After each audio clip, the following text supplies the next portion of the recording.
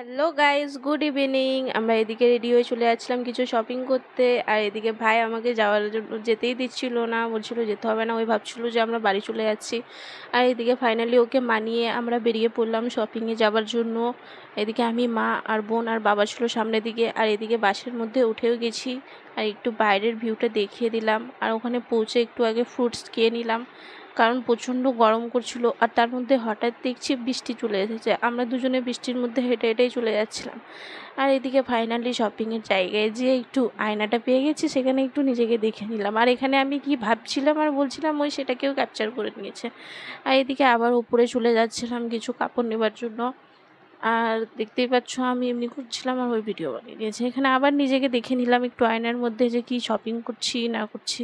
তো আর এদিকে আমার পায়ের মধ্যে ব্যথা করছিল, পাটা চাপছিল বসে বসে, আর ওই সেটাও দেখিয়ে দিল। আর এদিকে আমি কাপড়গুলো দেখছিলাম যে কোনটা নিবো কোনটা নিব না।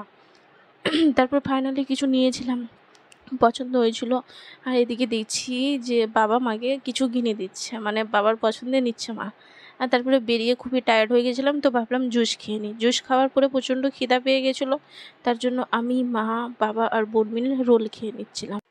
তারপরে রুমের মধ্যে এসে ফ্রেশ হয়ে তোমাদেরকে দেখালাম। আর এদিকে ভাই আমাকে ধরে খুবই আদর করছিল, বাইকেও একটু আমি আদর করে দিলাম। আর এদিকে আমি প্রচণ্ড টায়ার্ড হয়ে গেছিলাম, কারণ পুরো দিন ঘোরাঘুরি হয়েছিল। চলো দেখা হবে তোমাদের সাথে নেক্সট ব্লগে। বাই। আর ভালো লাগলে লাইক, কমেন্ট অ্যান্ড সাবস্ক্রাইব করে দিও।